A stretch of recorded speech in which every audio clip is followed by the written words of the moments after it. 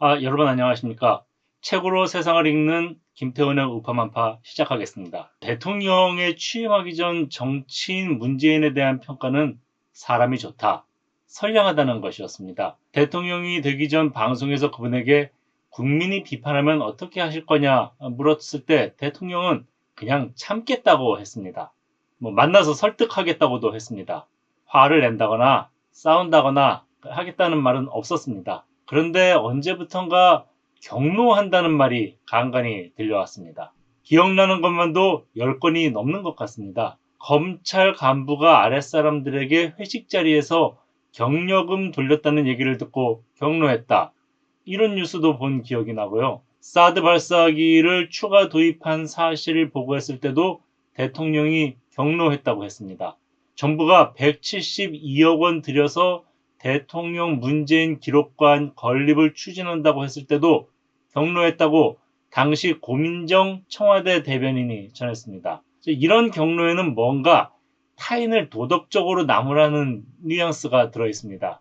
대통령은 무결점인데 정부 조직이나 관료들 일처리가 잘못돼 정의의 분노를 터뜨렸다, 이런 뉘앙스입니다. 사실 대통령은 정부를 대표하는 자리에 있는 사람이지 왕은 아닙니다. 따라서 정부에서 뭔가 잘못한 일이 있으면 경로할 게 아니라 정부를 대표해서 국민에게 사과해야 합니다. 그런데 마치 왕처럼 경로를 하니 국민들이 좀 당황했습니다. 또 하나 생각나는 점은 대통령을 경로하게 한 일들이 대통령을 비판하거나 그분의 잘못을 지적하는 내용은 아니라는 사실입니다.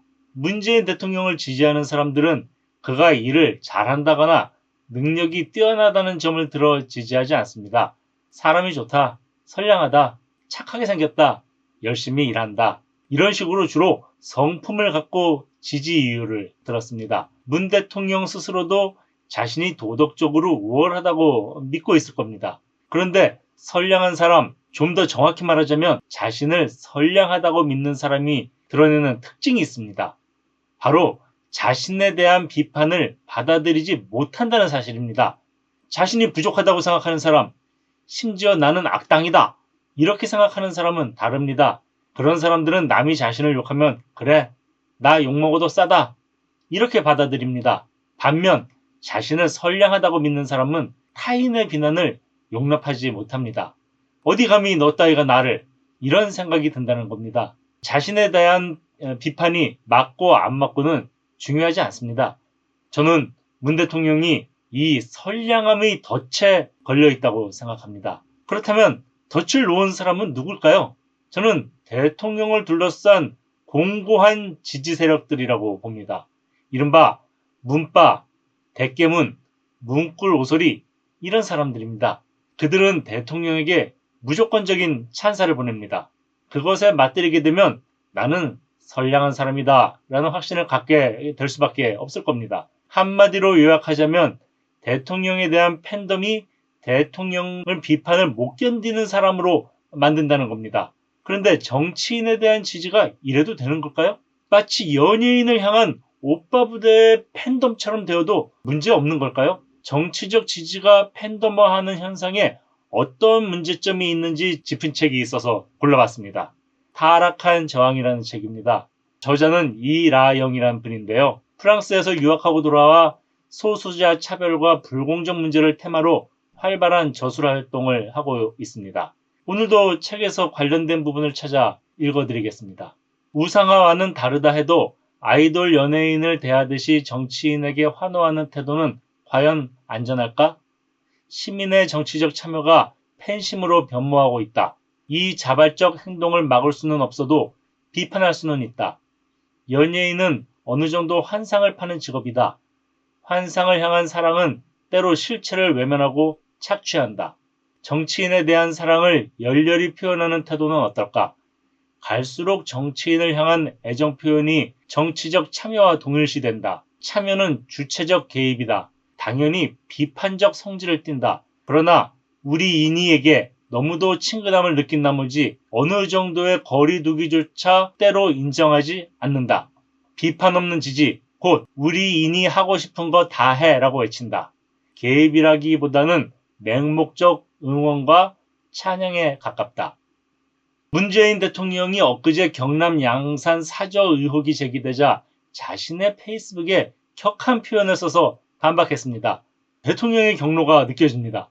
대통령의 페북글을 보면서 그분이 지난 대선 경선 과정에서 했던 말이 떠오릅니다. 4년 전 민주당 대선 후보로 확정됐을 때 18원 후원금, 문자폭탄, 비방 댓글 등을 문 후보 측 지지자가 조직적으로 한 것이 드러났다고 질문을 받았습니다. 그러자 문재인 당시 후보는 이렇게 대답했습니다. 경쟁을 더 흥미롭게 만들어주는 양념 같은 것이다.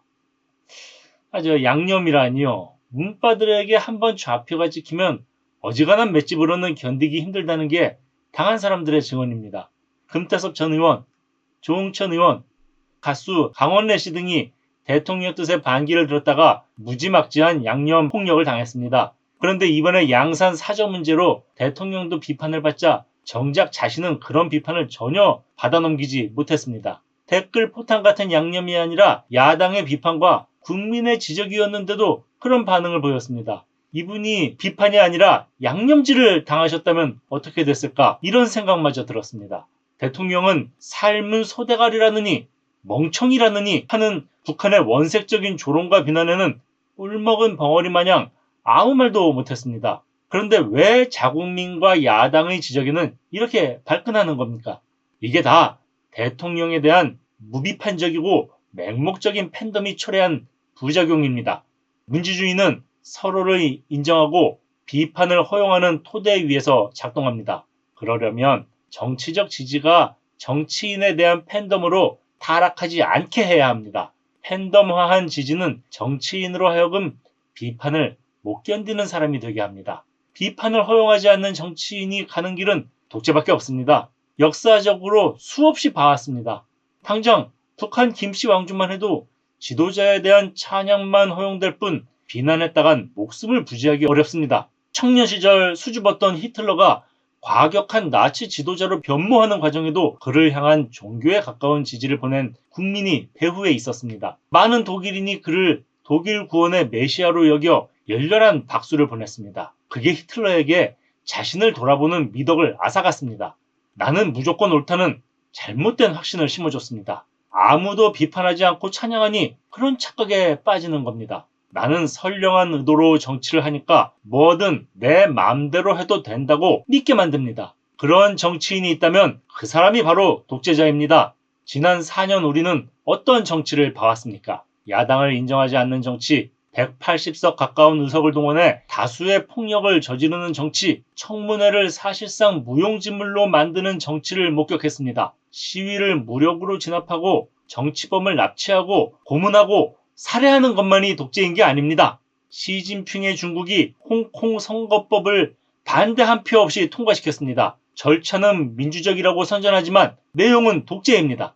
다양성을 말살하고 소수를 억압하며 비판을 허용하지 않고 정권 장악한 이가 수적 우세를 앞세워 내 맘대로 하는 정치, 그게 독재입니다. 대통령이 지금 그 길로 가고 있습니다.